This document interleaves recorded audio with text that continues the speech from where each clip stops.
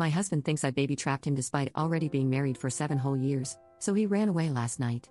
My husband, 35M, and I, 32F, have been married for 7 years. We lived next door to each other and just clicked, like a fairy tale. One thing I've always thought made our marriage strong was our friendship and trust in one another, although my husband seems to think otherwise now. Recently, my husband found out that his friend, Jeff, 34M, has been baby trapped. Basically, Jeff's wife, 32F, stopped taking the pill and fell pregnant a few months into their relationship, only coming clean after the wedding. Jeff, from a very conservative family, felt obligated to marry her after the pregnancy and now feels compelled to stay, regardless of the messed up dynamic, honoring his vow to support his wife and child. For some reason, my husband has been really rattled by this. I'm currently 4 months pregnant with our first child, and my husband asked me yesterday if I was trying to baby trap him. Initially, I laughed, thinking it was a joke. However, he was absolutely serious and doubled down. I explained that we've been married for 7 years, and having a baby wasn't going to trap him any more than he already is. He didn't like that answer, claiming there's no time limit on baby trapping, and my intentions weren't pure based on how I treated his concerns as a joke.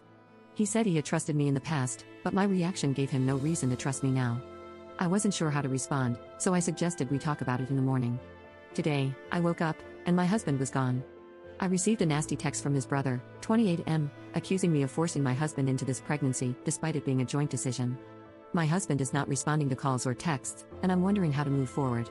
Any advice is appreciated. Update 1. I realized while reading the comments that everyone was right, I wasn't angry enough. My husband had insulted me and our marriage in a very hurtful way, and it just didn't register for a while. I was so confused and upset that it didn't occur to me to be angry, but I think everything just needed to sink in. In the meantime, I called my best friend, 31F, who has been such a rock in my life. She came over with some sweets and was furious when she heard. She called her husband, 34M, to the house after I had gotten everything out of my system. He is a family lawyer and said that he would happily represent me if I wanted to go through with the divorce. This man is a saint and will draw up divorce papers on Monday. My mother-in-law, 66F, showed up with my husband in the car not long after my best friend's husband arrived, and she practically dragged him to the door. She said that he had shown up at theirs late last night, saying that he was certain that I was using the baby to trap him. Fortunately, my mother-in-law is a smart woman and absolutely tore him a new one before dragging him to the house today to apologize. My worm of a husband did not look me in the eye the entire time but said that he was scared about becoming a dad and projected his fears onto me. He said he wasn't sure if he was ready for that kind of commitment, and he ended saying he would step up if he needed to. I called him a coward and told him that he should stay with his parents until I am ready to talk to him. I didn't want to say anything about the divorce papers because I didn't know what his reaction would be, but he will find out soon enough. I also showed my mother-in-law the text from his brother, and her face was like a storm cloud. I don't know what will happen there, but I am sure it will be bad. For now, I am exhausted and just want to curl up and cry. My best friend has said she'll spend the night with me, and we can watch silly movies. I have also made an appointment with a therapist for next week, but for now, I just need to rest. I am exhausted and devastated that my marriage has come crumbling down. Update 2. Overall, everything has settled a little bit. In good news, I had a scan with the doctor, my mother-in-law also attended with me, and the baby is happy and healthy. I finally found out the gender. I'm having a little girl. I am over the moon. My mother-in-law was a gem and was so touched that I had included her in the scan. She is very excited to be a grandma. On that note, she organized a family lunch a couple of days after the scan. I was a little reluctant, but I knew that she had good intentions and wouldn't do anything to make matters worse. When I arrived, my husband and his brother were already there, along with my father-in-law, 70M. It was quite awkward until my mother-in-law asked if anyone had anything to say. My brother-in-law spoke first and apologized for his awful text, saying that he was swept up in the moment and wanted to support his brother. I explained how hurtful it had been to receive such a nasty and vindictive message, and that he knew as well as anyone that my husband and I had been trying for almost a year. He hung his head towards the ground and mumbled something I couldn't fully hear. It was like a weak sorry. That was pretty much the last I heard out of him for the afternoon. Next, my mother-in-law looked quite pointedly at my husband, but he actively avoided anyone's eyes. Eventually, she spoke up and announced that my husband would no longer be welcome to stay in their house. She said that she was ashamed to have her son behave the way that he has, and that she would prefer to make space for her granddaughter rather than have some lowlife hanging around. My husband had opened up his mouth to say something earlier, but his eyes lit up when she said granddaughter. My husband had always wanted a girl, and he was suddenly in tears, saying that he was so pleased to hear the gender. My husband was suddenly wanting to touch my belly and asked if he could come home and paint the nursery. I told him in no uncertain terms that he was not welcome and that he had destroyed any trust I had in him.